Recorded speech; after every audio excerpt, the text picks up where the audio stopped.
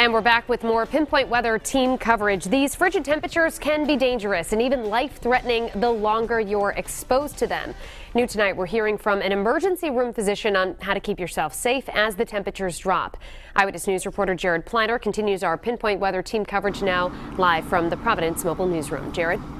Shannon, if going out, you want to have all of your skin covered, not only the extremities, but also the face. Now, I can't talk to you from behind a mask, so duly noted. In any event, the doctor we spoke with today in his previous life was actually a ski patroller, so he has seen a lot.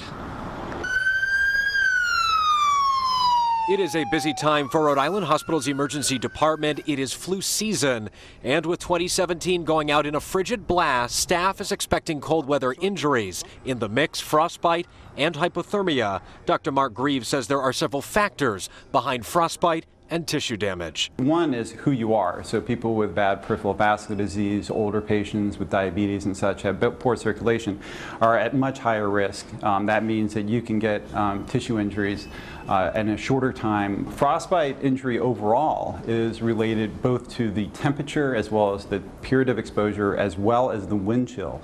So it's really important to pay attention to how hard the wind is blowing. As for who doctors and nurses tend to see, the homeless, with people who are intoxicated, sometimes people who just kind of go out and have a little bit too much to drink and have some poor decision making. Signs for concern. Your extremities are cold.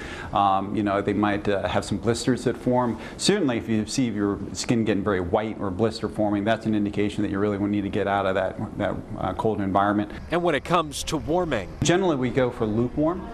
And the other is, passive warming, and things that you would just think, just like a warm cup of cocoa and, a blanket and those sorts of things. Dr. Greaves says signs of hypothermia often seen by someone on the outside looking in. Confusion, lack of coordination, and if someone is shivering, sustained shivering and then stops, it can be a sign of bad things just around the corner. Coming up new at 6 o'clock, one of the toughest professions in these conditions, and that is firefighting. We'll see you next hour. For now, live in downtown Providence, Jared Pliner, Eyewitness News. Thank you, Pete. And extreme cold like this often means a bigger risk of fires as people try and stay warm. On top of that, the bitter temperatures make the dangerous job of fighting fires even more difficult. Eyewitness News reporter Jared Pliner continues our Pinpoint Weather team coverage live from the Providence Mobile Newsroom with more on how firefighters are preparing for this cold stretch. Jared? Yes, Shannon, that is right. One of the toughest professions when it comes to working in brutal conditions. They say they are ready for this stretch.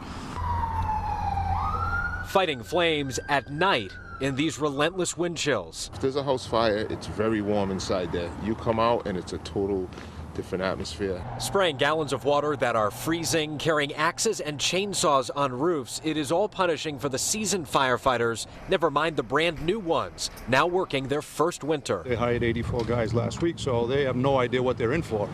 They're going to find out real quick. Providence Fire's vehicles now winterized. It's just a matter of putting the right tools on the truck for the weather, buckets of sand, extra shovels.